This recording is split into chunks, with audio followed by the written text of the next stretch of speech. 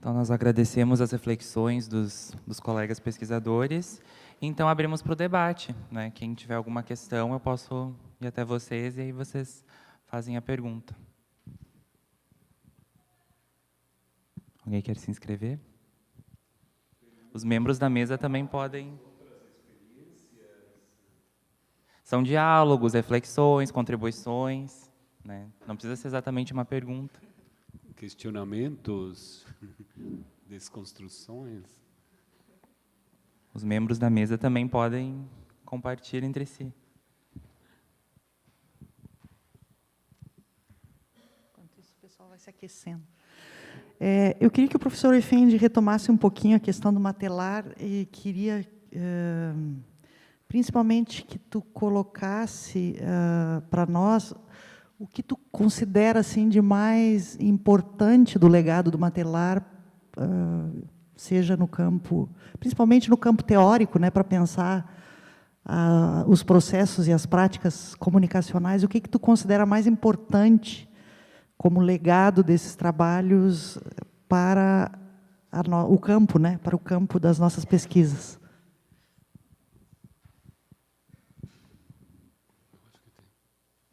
Pegar 3. Bom dia para todos e todas. A minha pergunta também é para o professor Effendi. Eu venho pesquisado, então, agora, durante o doutorado, a questão das fronteiras internacionais. E eu gostaria, então, de escutar um pouquinho mais sobre essa questão desse, enfim, do mundo vigiado, das barreiras que a gente tenta transpor e que, muitas vezes, essa globalização nos foi vendida como um mundo sem fronteiras. A gente ainda tem essa ideia de que, com a internet, a gente pode estar circulando por diferentes espaços, e, na realidade, a gente sabe que essas coisas e essas questões são limitadas, que esse circular ele também é bastante restrito, tanto um circular físico, como de eu ir para um determinado lugar, quanto também de eu poder, sei lá, mesmo as vontades nos são também limitadas, né? Então, eu gostaria de ouvir um pouquinho mais do professor Effendi a esse respeito, a partir dos pensamentos do matelar. Obrigada.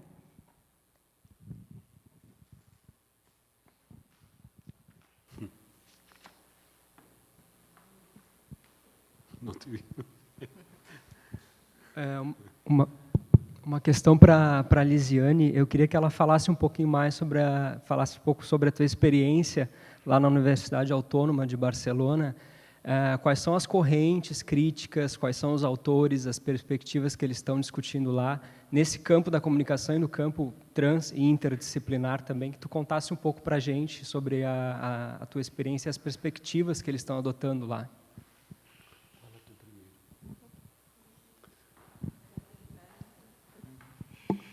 Bom dia. Na verdade, eu tenho uma para o Effendi e uma para a Lisiane. Effendi, o que a gente pode perceber em todos os autores, mas o matelar que já escreve há muito tempo, desde que eu estava lá na graduação, é uma transformação no modo de pensar, né, dessas pessoas. Então, eu gostaria que tu desse um pouco esse panorama. Eu me lembro muito que Como Ler o Tio Patinhas, que foi uma das obras lá do início, ele veio na PUC fazer um evento, uma palestra, dar uma aula, dar um seminário. E ele disse, bem, já não penso mais assim como eu pensava quando eu escrevi. Então, talvez, acho que é importante. E Lise, claro, né? eu já li a tua tese, claro. Mas eu gostaria que tu também defendesse um pouco mais essa tua proposta. Bem, se temos que revisar a nossa moral e a própria ética, né, como fazer metodologia, então, a partir dessa perspectiva Foucaultiana?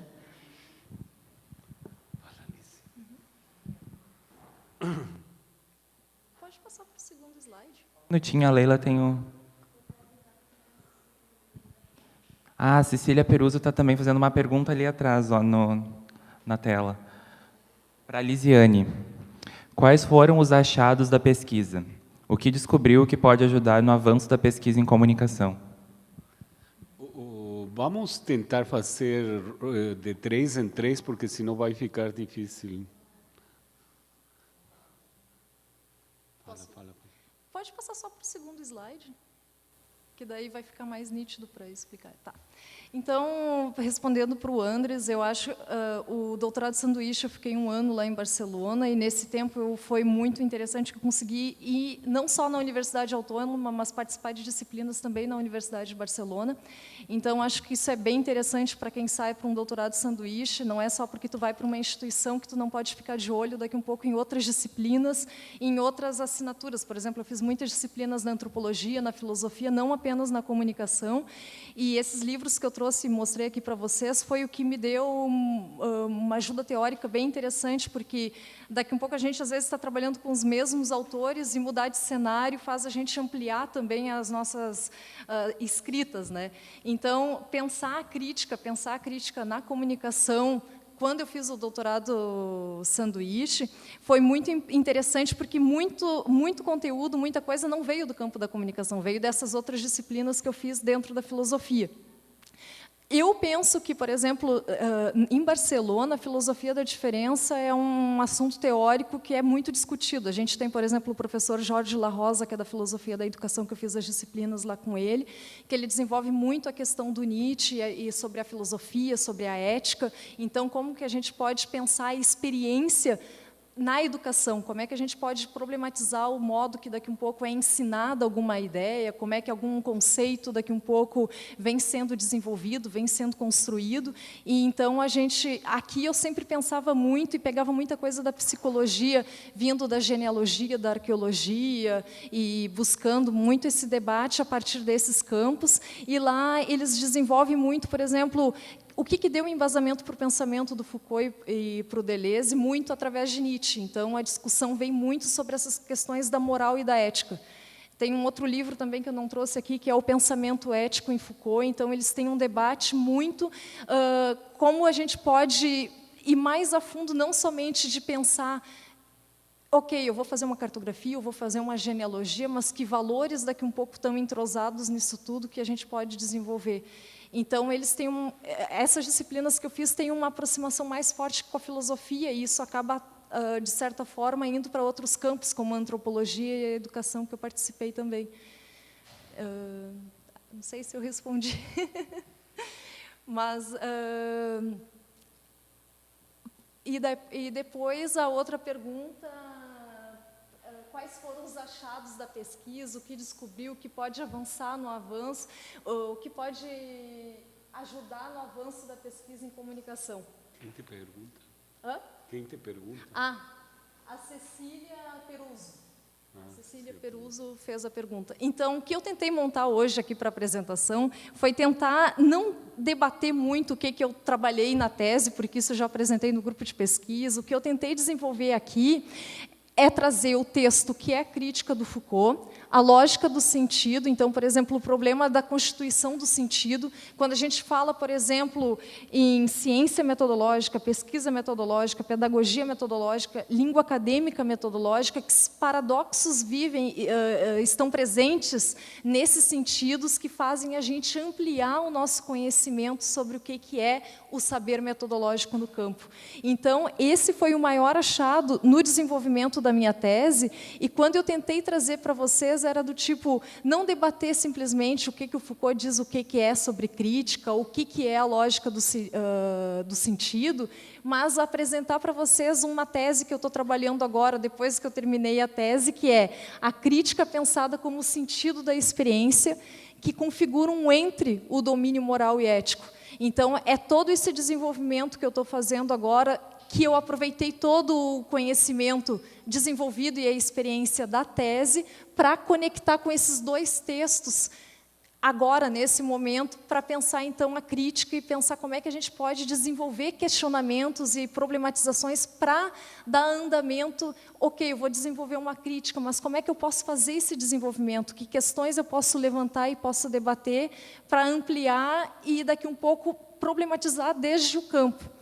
Na tese, respondendo aqui a Cecília, na tese, o que eu mais desenvolvi foi essa conexão de pensar a tese em 3 momentos, de propor, então, toda essa questão do sentido e do significado, depois de constituir tudo isso, montando esses agenciamentos, então, aqueles 8 agenciamentos que eu apresentei para vocês, que foi pegar todos os enunciados que são trabalhados dentro do campo, que daqui um pouco tratam como desenvolver uma pesquisa, como daqui um pouco desenvolver um problema, que livros estão falando sobre o assunto. Todos esses agenciamentos foi a parte do constituindo e uma parte do propondo, que a minha proposta, então, foi pensar o étodos, que seria uma ética do caminhar.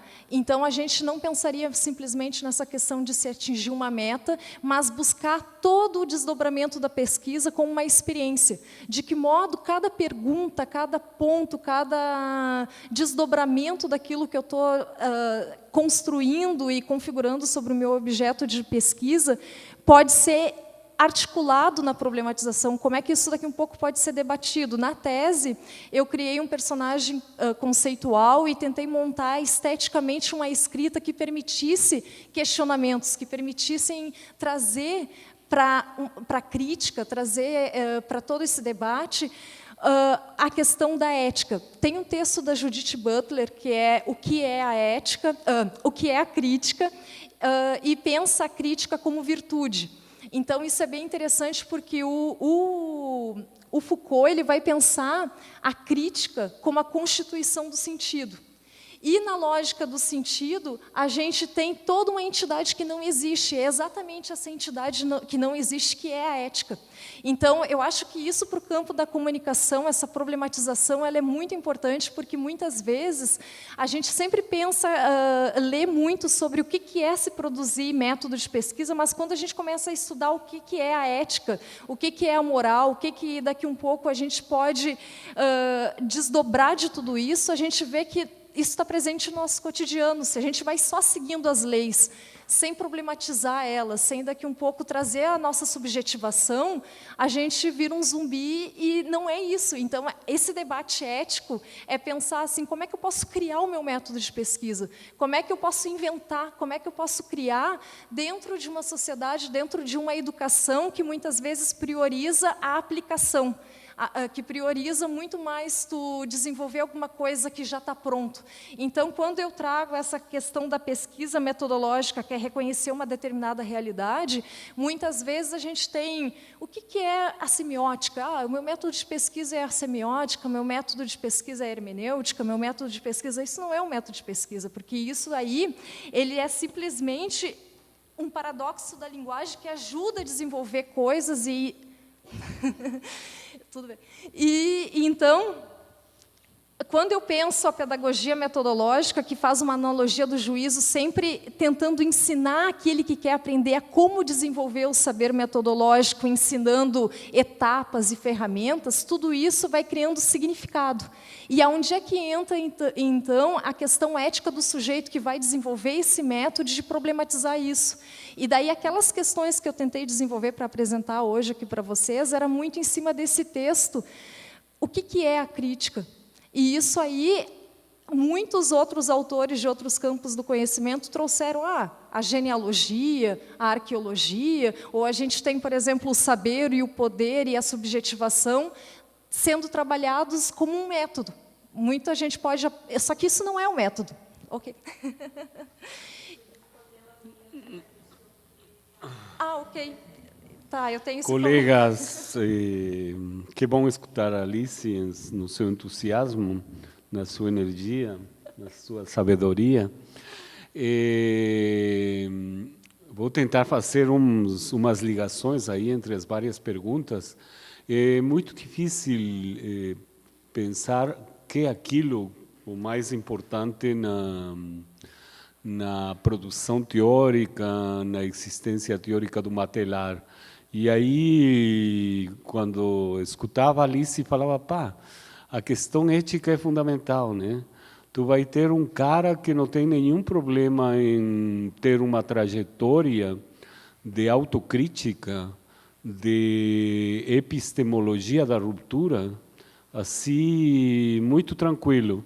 Aquilo que vamos observar em pensar as mídias, ou pensar os médios, que é uma obra contemporânea da produção dos meios às mediações, mas que praticamente foi boicoteada, né? No contexto latino-americano, não teve a circulação que deveria ter tido.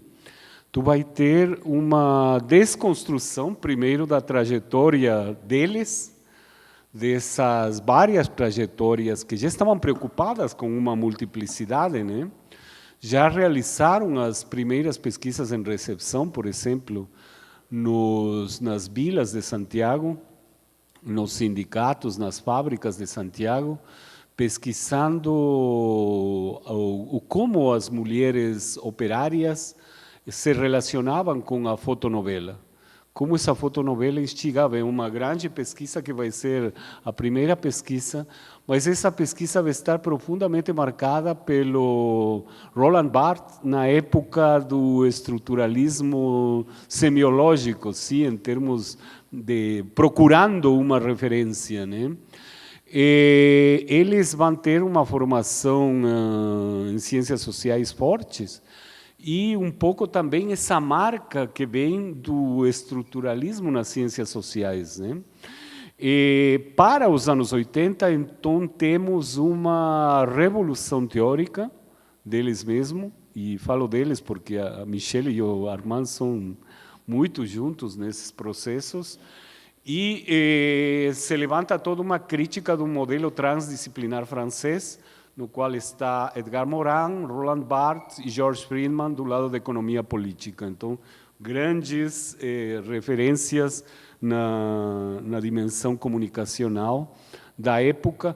E ele vai criticar o fato de como na França se gerava tanto conhecimento teórico importante para a comunicação, relevante para a comunicação, e como na França esse conhecimento não era operacionalizado, traduzido, apropriado, reconstruído para a comunicação. Então vamos ter aproveitamentos dos próprios autores franceses, como os que coloca Alice, em outros lugares mais que na França. Ou seja, por que a França vai ser tão fechada em termos do que seria esse entrar na comunicação, dessa imersão na comunicação, para desenvolver conhecimentos comunicacionais a partir dessas várias referências riquíssimas que ela gera, né? E, nesse sentido, o fato, a ruptura da teórica, assim, uma ruptura teórica central, saindo da categoria sistema como categoria única, articuladora do conjunto de categorias, e pensando as multidimensionalidades e as multicontextualidades. Tudo isso em termos dos sujeitos que navegam, mergulham e existem. Então, quando tu me pergunta, eu fico pensando, o que me deixou assim de forte aí? É que o cara, por mais de ser uma referência mundial, um paradigma mundial, é o cara que não tem a postura da vaidade intelectual. É aquele cara que tu pode convidar para o boteco a conversar sobre a vida. É aquele cara que não tem o currículo látex e vai se pavonear para falar, olha, quem é tu? O que tu está fazendo aqui? Como aconteceu com a colega Ives em semanas anteriores com um historiador ou filósofo aqui, né? Falando como tu, uma mulher aqui mal vestida, pode estar compartilhando conosco. Então, a travessura, a irreverência, a atividade de paradoxos, a riqueza, haver conservado a criança até os 80 e tantos anos, porque tu vai olhar que a fala mais simples dentro de um ônibus, para ele vai ser uma fala transcendental. Ele vai olhar e vai estar captando assim com uma ilusão e com uma intensidade incrível. Então, eu acho que aí está essa praxis teórica, é uma praxis de existência. A teoria e a vida intelectual é uma forma de vida. Só que é uma forma de vida militante. Não é uma forma de vida que não tem compromissos, que não tem posicionamentos, que não se expressa sobre o mundo, que não assume críticas e desconstruções próprias. Então, é um conjunto complexo, né? É um conjunto difícil, mas eu acho que, teoricamente, a riqueza da produção, porque foi eu várias vezes mencionava para ele que parece Coelho, né? Sempre está produzindo, assim, uma forma incrível de produzir. E aí, por exemplo, o que nós desenvolvimos em São Paulo com a História de Vida Comunicacional, tu vai ver que uma mirada mundo, um olhar mundo, é uma história de vida intelectual muito rica, né? Que está transformada em livro. Ou seja, essa reflexão epistemológica a partir da conversação informal, mas que, na verdade, ela congrega, assim, elementos muito fortes. Sobre as fronteiras, Tabita, ou seja, só circulando e só tentando superar obstáculos e experimentar as diversidades culturais que nós vamos sentir como esse mundo vigiado e esse mundo controlado e esse mundo territorializado, sim, em territórios muito bem definidos por interesses, né? Pode estar territorializado porque eu não posso entrar na Paulista ao último andar do senhor Safra, por exemplo.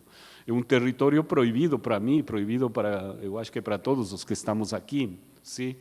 Então, essas fronteiras são fronteiras reais, fronteiras simbólicas, fronteiras que o mundo informático e o mundo vigiado hoje as coloca de um modo bastante difícil de uma definição, a fronteira como uma linha, a fronteira como um muro. Essas fronteiras, elas são dinâmicas. Essas fronteiras, por outro lado, quando pensamos no Bachelard, elas são zonas dinâmicas, né? Então, são zonas de encontro, são zonas de aprendizagem, zonas de perigo, sim? E essas fronteiras, elas se mantêm, lamentavelmente, se estamos aqui na fronteira oeste, né? Vamos ver os burocratas do lado argentino nos colocando uma série de impedimentos e inclusive de sanções. Já me fizeram assinar tentativa ilegal de ingresso na República Argentina. Então, é uma problemática que não podemos deixar de lado, ou seja, o fato de que o exercício da cidadania cosmopolita, o exercício da cidadania mundo, está atravessada por uma série e um conjunto de proibições que não respondem aos interesses culturais da grande maioria dos cidadãos do mundo, sino que correspondem aos interesses de todo tipo desse 1% que muito bem o Occupy Wall Street manifestou anos atrás. Obrigado.